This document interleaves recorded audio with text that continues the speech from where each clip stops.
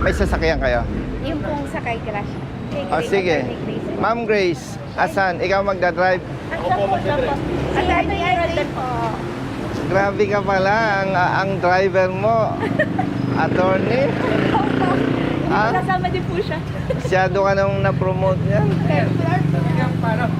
Sige, sige. Nasaan na? Brother, alam mo yun eh. Ako susunod sa'yo. Dito raw yun eh. Diretso lang po ito, sir. Diretso lang. Nasa si Bro Jerry? Ayun, doon na tayo. Sige. Okay, please.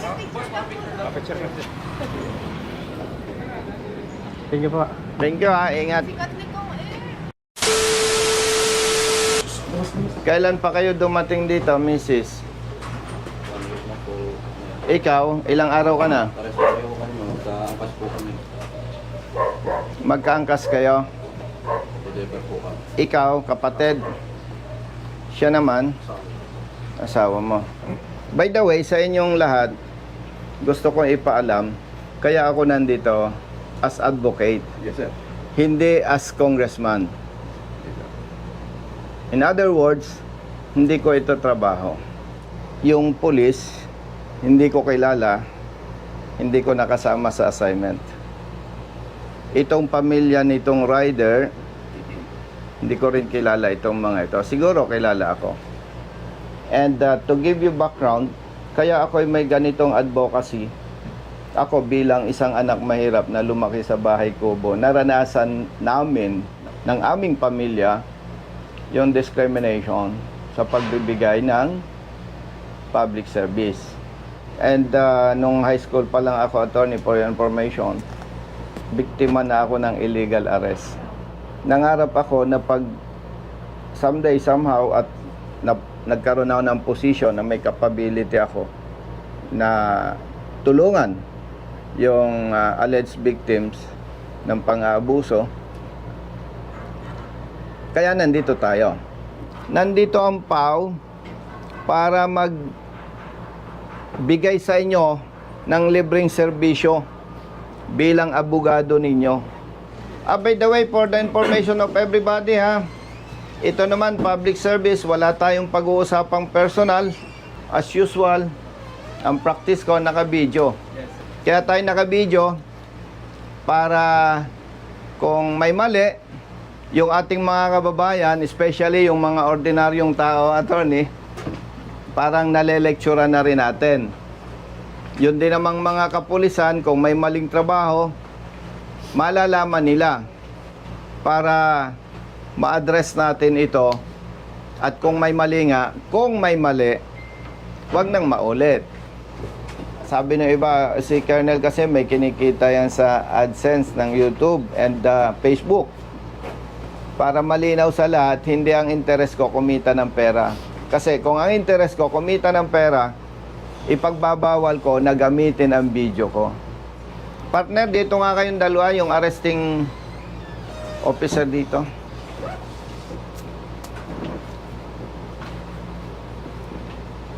Okay, dahil late yung isang arresting officer, papaalam ko sa lahat, kayo hindi ko kilala, hindi tayo nagkasama sa assignment.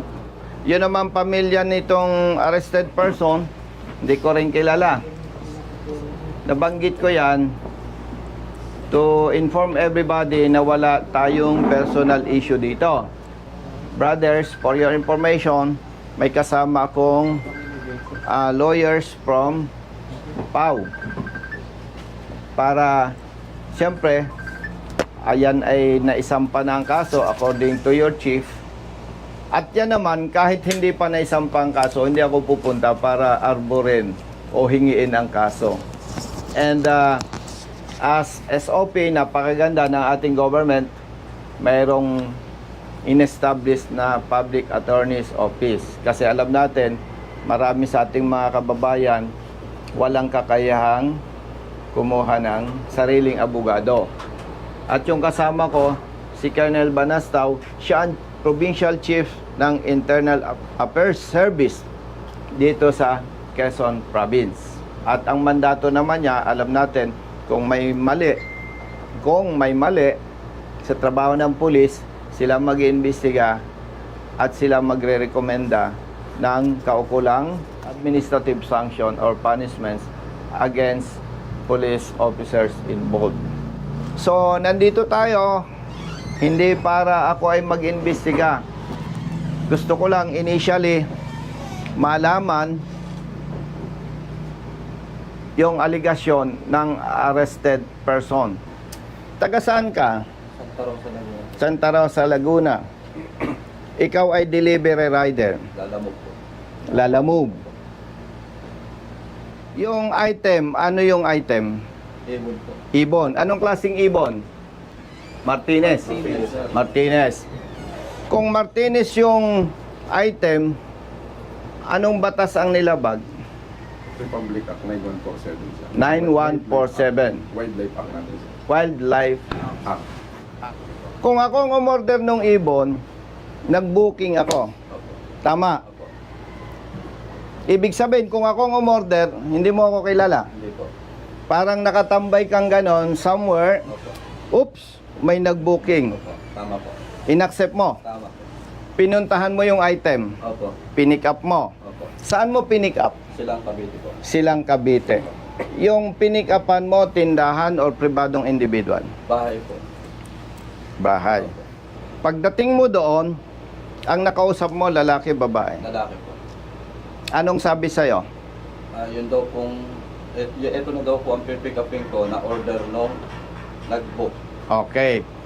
Siyempre, in good faith ka, hindi mo naman kilala ang umorder, inaccept mo. Opo. Kinuha mo ang item. Opo. Tapos, base doon sa booking, saan mo i-deliver? Lucena City po. Nasa Lucena City tayo, attorney, ano? Okay. Nandito tayo sa police station ng Maritime. Nung mag-deliver ka, malayo dito, malapit. Malayo po. Saan lugar? Paglabas po dito sa kanto, yung pong parang diversion road, yung meron pong building doon na parang lechonan, ICAS lechon. Doon po mismo sa ICAS lechon sa labas po. Dahil ikaw ay rider, nakakaintindi ka, humigit kumulang ilang kilometer? 500 meters po. sir. Okay. 500 meters. No? Parang kalahating kilometro. Okay. Pagdating mo, sino ang nakaharap mo? Yung pong umorder, yung pong bumili. Sino? Si Sir Igiya po. Nung kaharap mo na siya, anong naging pag-uusap ninyo? Bali, tumawag po sa akin yung inorderan niya. Kaya wala daw pong Gcash si Sir. Baka pwede daw po ako na lang ang mag-Gcash. Ikaw, sige po, pwede naman po ako mag-Gcash. Pero sabihin niyo po sa kanya, tawagan niyo po siya para maibigay po sa akin. Ngayon po, nung nagkausap kaming ganon, binaba ko na po yung telepono, yung cellphone ko po. Naantay ko po na tawagan siya. Pagdating doon sa destination, automatically, siya ang nakaharap mo. Opo. Brother, paano mo nalaman na may deliver siyang ibon? Sige. Sir, ang kakontak ko nun sir, yung kontak ko na nagangalang Boss LJ. Siya bali sir, yung nagbibigay sa akin ng info kung nasaan na sir, yung item sir. Oh. In other words, alpha mo yon. No sir, dito na yun sir ay May communication ka sa kanya. meron, sir. Siyempre, Yes sir, kung ako nagbibigay sa'yo ng info, yes sir, may communication na. pinadala namin sir. Opa. So, ibig sabihin, may umorder ng item, nag-booking, sa salitang Tagalog, ang malas niya, attorney, siya ang nakatanggap ng booking. Okay? Tapos, nung i-deliver niya yung item, ikaw na ang sumalubong. Tama? O, si attorney. Tapos, ang nagsampa ng kaso, sino? Ikaw na rin. Anong participation mo, kapatid? Arresting officer sir. Ikaw ang arresting officer. So, ikaw ang umaresto. Oh, very clear. Attorney, ikinulong nyo Siyempre, kinulong nyo, hindi nyo pinalaya eh. Technically, kinulong nyo na rin yan. Sinampahan nyo ng kaso na dapat naman tinanong ninyo, ikaw ba ay may kukuning abogado? Wala po. O sige, proceed tayo sa PAW. Ma'am, arestado itong tao na to. Kailangan po niya ng abogado. Mag-provide kayo. Dapat ganun ang ginawa. Tama po ba? Dapat ganun ang ginawa nyo. Hindi ko kayo hinahamak, mga kapatid na pulis. Pero nakikita ko, hindi kayo galing sa mayamang pamilya. Ibig sabihin, dalawa ang maaring dahilan bakit kayo nagpulis. Pangarap mong maging pulis para maging public servants. Ikalawa, para may maayos kang hanap buhay. Pambira naman. Maawa naman kayo sa katulad ng mga ito. Oh. Kaya ng konsensya ninyo? Ha? Chief, tinanong mo ba sila kung anong nangyari? Yes, sir. O anong kwento sa'yo? Yun nga, sir, nagkaroon ng transaction. Ito yung dumating. Oh, Ang depensa nga. sige, diretsohan tayo dahil official ka naman. Yes, sir. Do you think hindi siya biktima? Parang ako lang may sige, baka hindi mo naintindihan ang sistema ng Lalamove. Nakatambay ako dito, may nag-book. Uy, layo naman. Pero okay na rin. Kikita ako eh. Hindi, actually po, Click. ang booking ko tatlo. Isang San Juan, Batangas, isang Lucena, tapos nung papunta na po ako dito, ang daan ko po kasi is Patagaytay, pumasok po yung booking na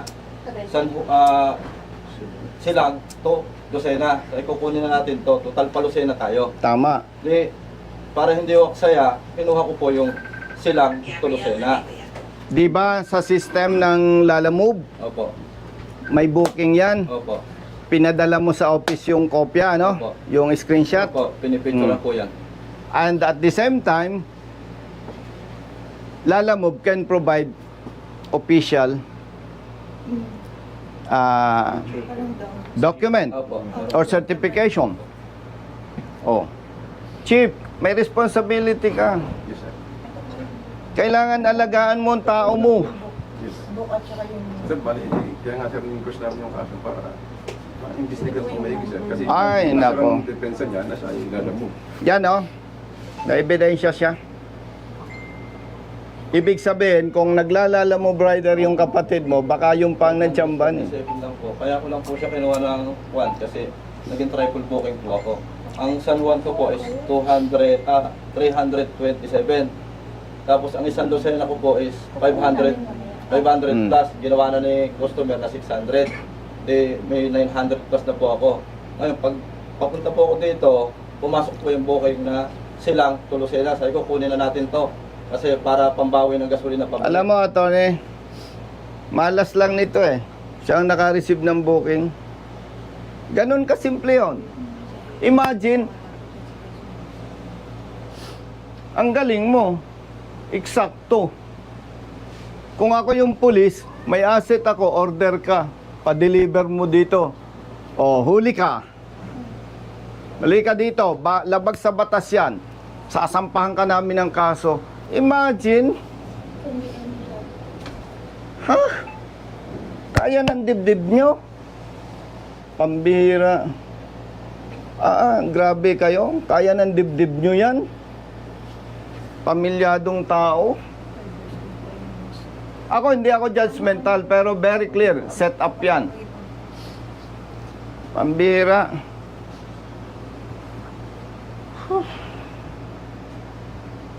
Grabe kayo. Buti nakakatulog pa kayo. May pamilya ka? Meron, sir. Ilang anak mo? Isa, sir. Ikaw? Di may accomplishment kayo? Oh. May accomplishment kayo? May re-report kayo? May arrested person kayo? Wow! Ang galing! Nito, imagine, 6 ang anak. Kaya ng dibdib nyo. Alam nyo, yung mahihirap na tao, isang araw lang walang hanap buhay, gutom ang buong pamilya. Imagine, ang bigat, ang grabe ang dibdib nyo Alam nyo, brothers, yung masamang gawa sa kapwa, may balik yan. Maniwala kayo sa akin. Ako, dati akong pulis ha. Hindi ako kaaway ng pulis. Kaaway ako ng tiwaling pulis na hindi tama ang ginagawa. Imagine. O ano sabi sa inyo sa prosecutor's office? Napipili po ako. Ang una po is, kung lalaban daw po ako is, mga 1 month daw po o mahigit pa ang magiging proseso, pero ililipat daw po ako sa kulungan. Ngayon, yung pangalawa daw pong option is, aminin ko na lang para 1 week po ma-process na, dito na lang daw po ako mag-i-stay sa kanila. So inamin mo. Inamin mo para po mapabilis talaga ang proseso. See? Kasi may maliit akong bata na 5 years old. See? Bali sir, wala pa po tayong kopya ng inquest resolution. Nasaan yung inquest resolution? Napadalhan na po kayo. Kasi nagtanong kami Thursday daw po. Tapos na. Last week. Wala pa sir, kasi ang sabi sir, hinihingan siya ng indigency para magawa yung resolution para mapababa po yung pensa. Kaso nga lang po nung dumating na yung indigency, late na po. Holiday na po. Tapos pati. nag-holiday po ng Friday sir. Maniwala kayo sa akin. Maniwala kayo sa akin. Hindi po pwede ang kay General Torre. Maniwala kayo sa akin. Ang gusto niyan trabaho, yung tunay na trabaho, hindi ganyan. Kapareho din yan sa drugs eh. Yung ginagawa ng iba eh. Iba lang ang item. Sa ngalan ng public service, hindi natin ito pwedeng patagalin. Sa katulad nila na walang pinag-aralan, mahirap lamang na tao, isang kahig, isang tuka, stressful masyado yan. Dahil wala kayong may pakitang resolution, hepe, with your personnel and arrested person and his family, punta tayo sa prosecutor's office. Walang violation doon. Tama ba, attorney? O kaya, let's go. Halika kayo. Floor sir. Anong floor? Fourth floor. Fourth floor? Sige, fourth floor.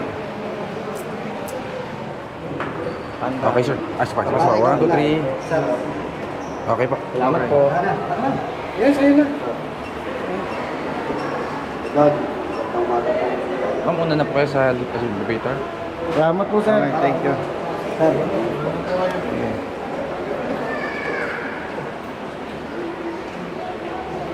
Thank you po. Thank you. Attorney.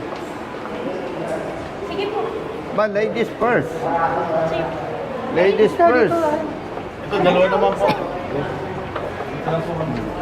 O, dito tayo.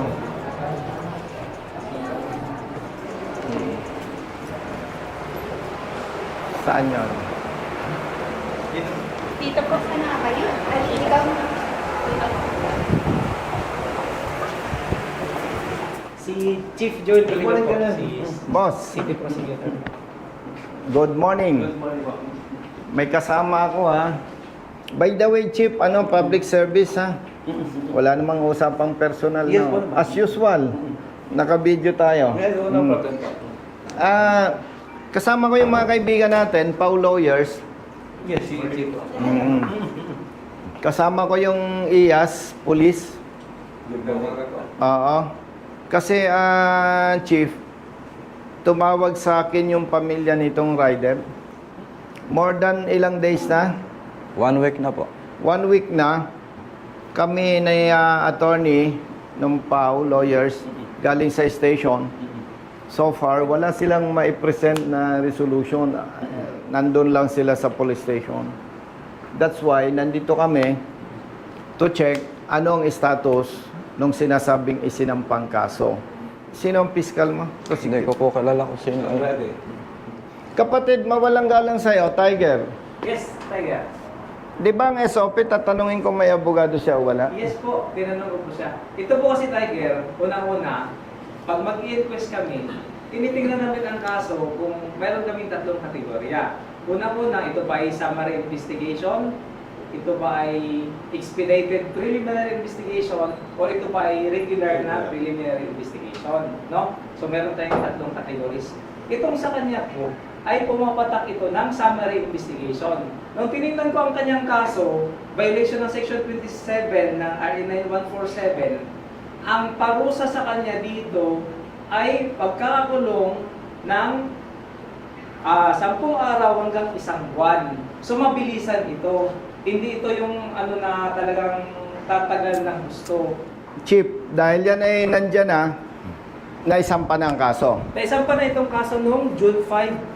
Ngayon kung may resolusyon na, ito yung na-file, pwede na po kayong magpiyansa. Sinabi ko po sa kanya yan, Sir, meron po ba kayong certificate of indigency para mapababa yung piyansa?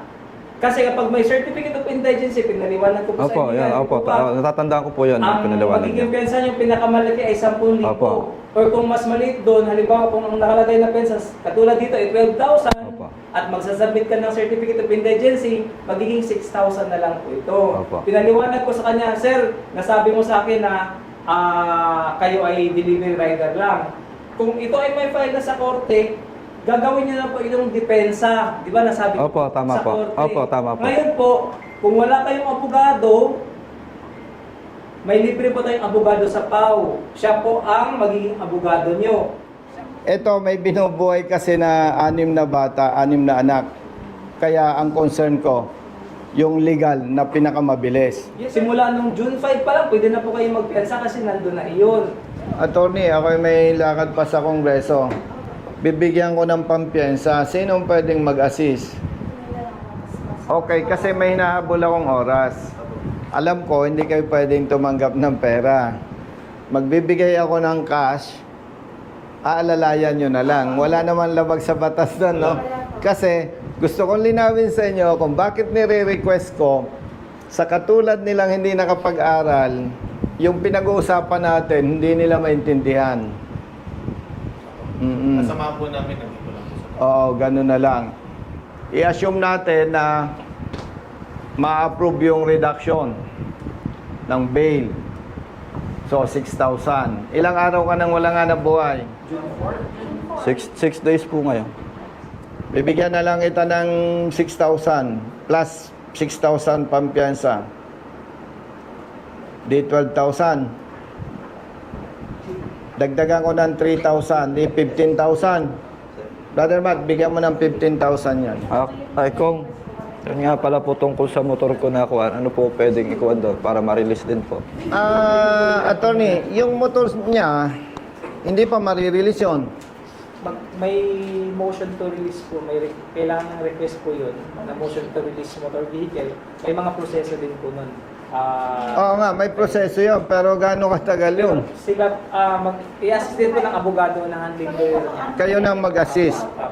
Kasi nasa court pa rin po. Yes, ma'am. Sa Kailangan po namin ng certificate na na-impound sa kanila. Tapos po ay mga ORCR, picture po. Saka gagawang mo ng affidavit. Sa inyo ba nakapangalan? Sino ba yun? Hindi po. Kapag- ba sa record na meron motor? Kapag 12,000 yung bail, halimbawa, hindi na-approve, sabihan mo ako sa office. Sige po. O, Mrs. Tawag mo. Maraming Senator salamat na yung po. mag-assist sa inyo.